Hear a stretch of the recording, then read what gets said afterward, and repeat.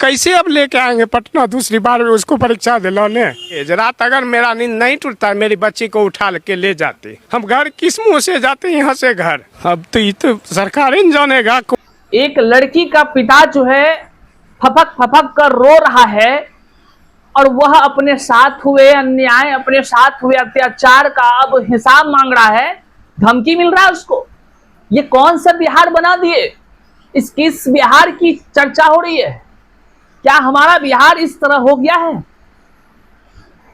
एक पिता अपने बच्ची के साथ परीक्षा दिलाने पटना पहुंचते हैं।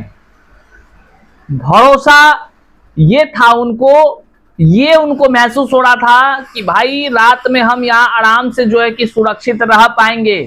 बड़ा वह जो है कि होटल करते हैं, रूम बुक करते हैं और एक पिता पुत्री ये चाहते हुए कि वहां पर रात भर चैन से बच्ची सोएगी, सवेरे उठकर अच्छे से परीक्षा दे देगी और हंसी खुशी उनका रिजल्ट भी अच्छा आएगा, बच्ची सफलता की परचम लहराएगी। लेकिन उसी बिहार में बच्ची और उनके पिता के अरमानों को कुचलने का बड़ा प्रयास किया गया।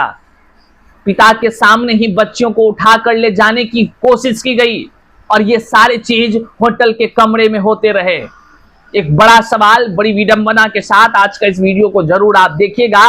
कैसे एक पिता फपक फपक कर रो रहा है और वह अपने साथ हुए अन्याय का हिसाब भी मांग रहा है। करते हैं शुरू। उससे पहले नमस्कार स्वीकार कीजिए, मैं हूं हरे कृष्ण प्रकाश और आप देख रहे हैं साहित्य आजकल।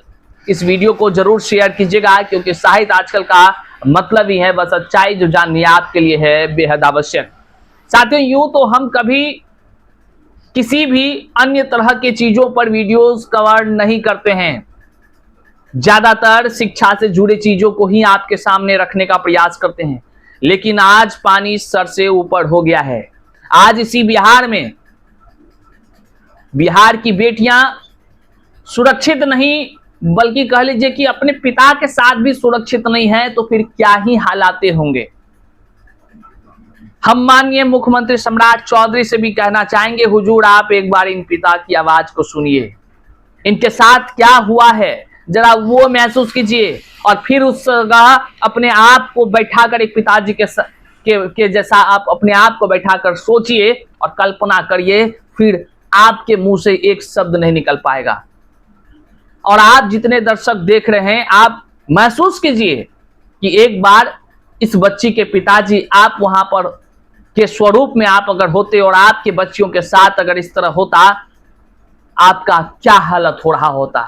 पूरी बातें हम बताते हैं, क्या कुछ सच्चाई निकलकर सामने आया है वह बताते हैं और पटना के होटलों का क्या क्या हालतें हैं ये भी हम बताने का आपको प्रयास करते हैं।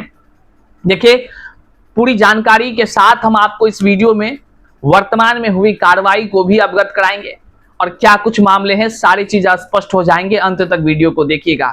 हुआ यूं कि बेगूसराय के रहने वाले, एक नाम नहीं ले रहे हम, एक जो है कि पिता अपने बच्ची को लेकर पटना पहुंचते हैं।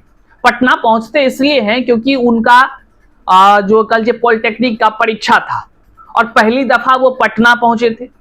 पहली दफा वो पिता खुद कह रहे हैं पटना वो पहुंचे अपने बच्ची को लेकर, और पॉलिटेक्निक की परीक्षा देने वाली बच्ची है, मतलब वो छोटी बच्ची है। आप समझ लीजिए कि वो या तो 10वीं पास होंगी या तो 12वीं पास होंगी।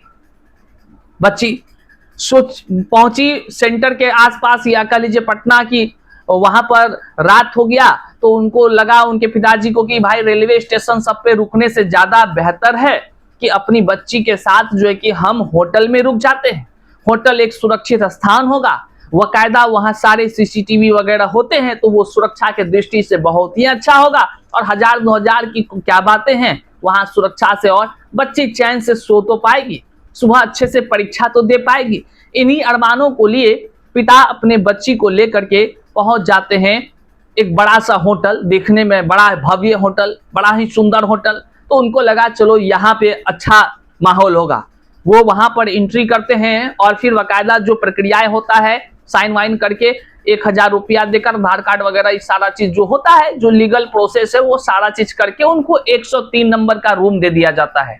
ये सारी बातें हम यूं ही नहीं सुना रहे हैं, अखबारों में भी सच्चाई आई है जो हम आपको दिखा भी रहे हैं और आगे भी बताते हैं। 103 नंबर के कमरे उनको दिए गए। कमरे में पिताजी और बच्ची चली गई और फिर वहां पर वो सो गए। चूंकि रात देर रात की था और सुबह ही परीक्षा था, वो लोग आराम से सो गए। और ये समय जो खबर के मुताबिक जो समय है और पिताजी के कहे अनुसार भी जो ये समय है लगभग 1 बज रहा था। उस समय पिताजी को आभास होता है, जो बच्ची साथ में सोई हुई है उनके पिता को आभास होता है कि क्या क्या हो रहा है, हंगामा के जैसा उन्हें होता है ना व्यक्ति जब सो जाते हैं तो। अचानक उसका आंख खुलता है और वो क्या देखते हैं कि उसकी बेटी को कोई व्यक्ति सोए हुए अवस्था में रूम इनका खोल लिया गया। मतलब आप समझिए कितना बड़ा ये कांड है। पिता पुत्री रूम लॉक कर सो रही हैं और जो है कि बाहर से कोई third person hotel rest house में सोच लीजिए कि बाहर से चाबी लेकर के खोल लेना गेट को और अंदर चला गया और वहां पर जा करके बेटी जो उसकी थी उसकी बेटी को खींचा जा रहा है, बाहर निकालने का प्रयास किया जा रहा है। उसी में जो बहस हुआ होगा या यूं कह लीजिए जो वहां पर हंगामा हुआ होगा, पिता का नींद टूट गया और पिता का नींद टूटते ही बाप ने देखा कि उनकी बच्चियों को उठाकर ले जाने का प्रयास किया जा रहा है। तो वह जब विरोध करते हैं तो वही व्यक्ति पूछने लगता है आप कौन है इसके साथ सोए हुए? तो कहता हम उसके बाप हैं भाई।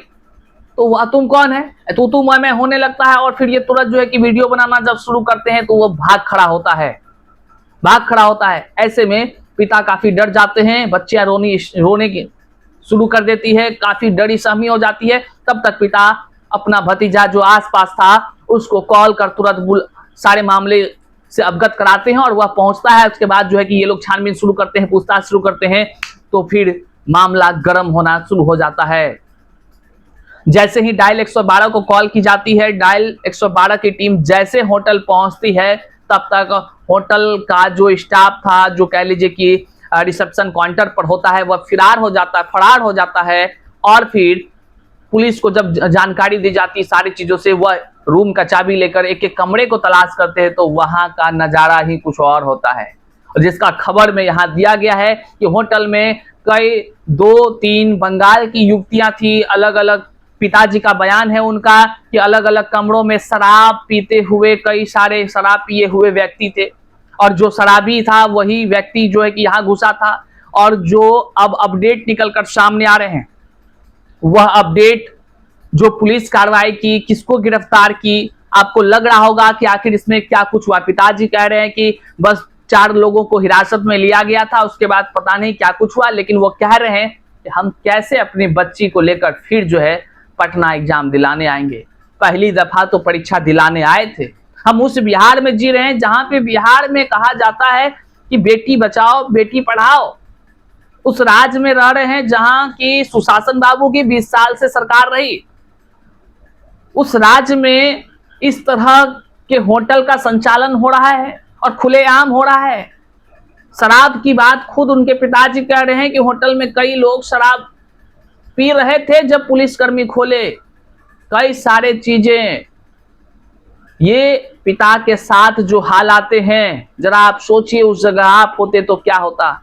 पिता कह रहे हैं एक बच्ची को उनके पिता के सामने जब घसीट कर ले जाने का प्रयास किया जा रहा है, आज क्या होता। जैसे नीट वाला मामला सुनते हैं वो तो हमारे साथ हो रहा था।